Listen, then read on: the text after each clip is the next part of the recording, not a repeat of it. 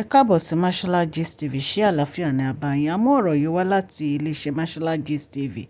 Mr. Joseph Aloba wọ́n jáde wọ́n sọ̀rọ̀ lórí ìdí tí wọ́n ti fi sin ọmọ wọn èyí tó ń jẹ́ Mohbad. Wọ́n ní èsì autopsy ò tí ì jáde. Ọmọ olórin ìlérí olúwa èyí tó ń jẹ́ Mohbad. Wọ́n ní bàbá Mohbad Joseph Aloba sọ wípé àyẹ̀wò autopsy ò tí ì jáde o. Ara àwọn nǹkan tó dá ìsìnkú ọmọ àwọn dúró nìyẹn.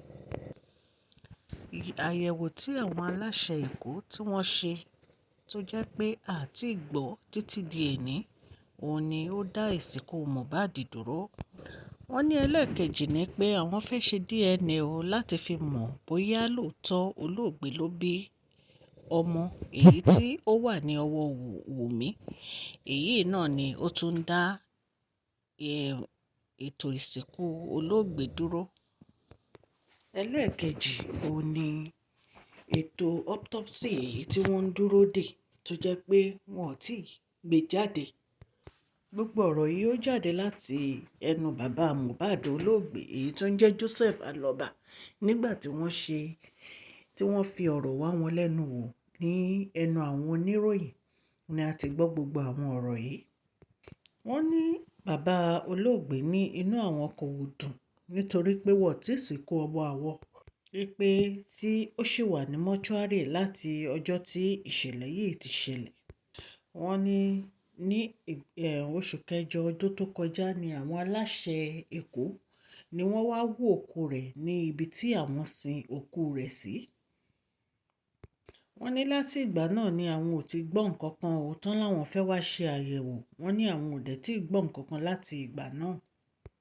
Bàbá olóògbé tẹ̀síwájú wípé àwọn fẹ́ ṣe àyẹ̀wò ẹ̀jẹ̀ fún Liam ọmọ èyí tí Wùmí gbé dání. Wípé tí àwọn ò bá ṣe àyẹ̀wò ẹ̀jẹ̀ yìí, àwọn ò lè jẹ́ kí wọ́n sin olóògbé. Wọ́n ní àwọn nǹkan méjì yìí wọ́n ṣe pàtàkì fún àwọn láti ṣe o. Wípé tí àwọn ò bá ṣe àwọn nǹkan méjì yìí, ó máa ṣòro láti sin olóògbé.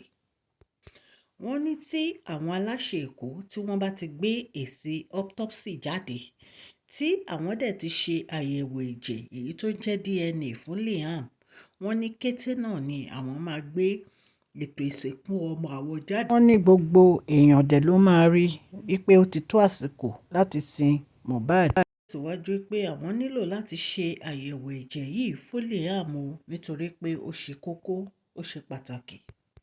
Wọ́n ní àwọn ò mọ ibi tí wọ́n gbé ibi ọmọ àwọn sí nígbà tí wọ́n bí ọmọ yìí. Wípé gẹ́lẹ́ bí wọ́n ṣe bí Liam ni olóògbé pé àwọn pé ìyàwó òun ti bí ọmọkùnrin làǹtìlanti.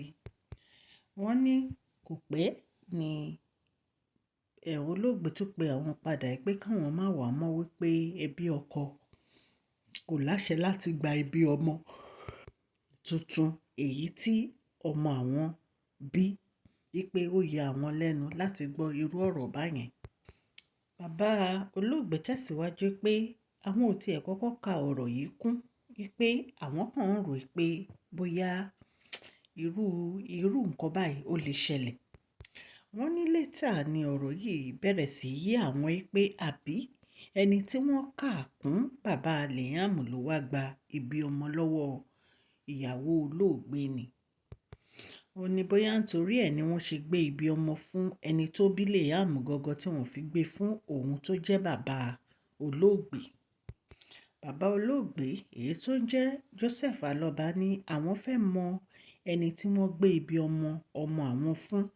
Wípé ìtorí ẹ̀ ni àwọn ṣe fẹ́ ṣe àyẹ̀wò ẹ̀jẹ̀ fún ọmọ àwọn. Wọ́n ní àwọn fẹ́ fi ìdí òótọ́ múlẹ̀. Àwọn fẹ́ mọ̀ bóyá ọmọ àwọn ló bí Liam. Wọ́n ní àwọn dẹ̀ gbọ́dọ̀ gba àyẹ̀wò ẹ̀jẹ̀ èyí tí wọ́n ṣe èyí tó jẹ́ autopsy lẹ́yìn ìgbà tí ọmọ àwọn jáde láyé. Wọ́n ní tí àwọn aláṣẹ ìjọba Èkó ṣe fún olóògbé kó tó di pé àwọn lè yọ̀ǹda fún wọn láti sin ọmọ àwọn. Wọ́n ní àwọn ò kọ iye ọjọ́ tàbí oṣù o. Wípé kò bá jẹ́ ọdún ló máa wà ní ibi tó wà o. Wípé wọ́n ní láti ṣe àyẹ̀wò yìí. Wípé ó ṣe pàtàkì, ó ṣe dandan fún àwọn.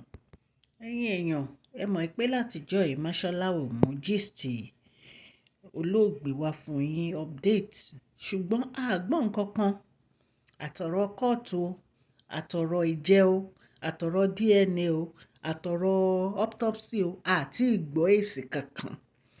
Tá a bá dẹ̀ gbọ́ èsì kankan, Mashola Gist TV kò lè mú gbogbo nǹkan tó máa ń ṣẹlẹ̀ wá fún yín. Ọ̀rọ̀ yìí tá a gbọ́ yìí, a gbọ́ lẹ́nu ẹnu bàbá olóògbé èyí tó ń jẹ́ Joseph Aloba. Ọlọ́run Elédùmarè á jẹ́ ká rí ìdí òótọ́ yìí o. Gbogbo àwọn tó dẹ̀ ṣekú pa olóògbé ní agbára Ọlọ́run àṣírí wọn máa tú. Ọlọ́run á wà pẹ̀lú gbogbo yín o. Justice for Mohbad, justice for Mohbad, justice for Mohbad.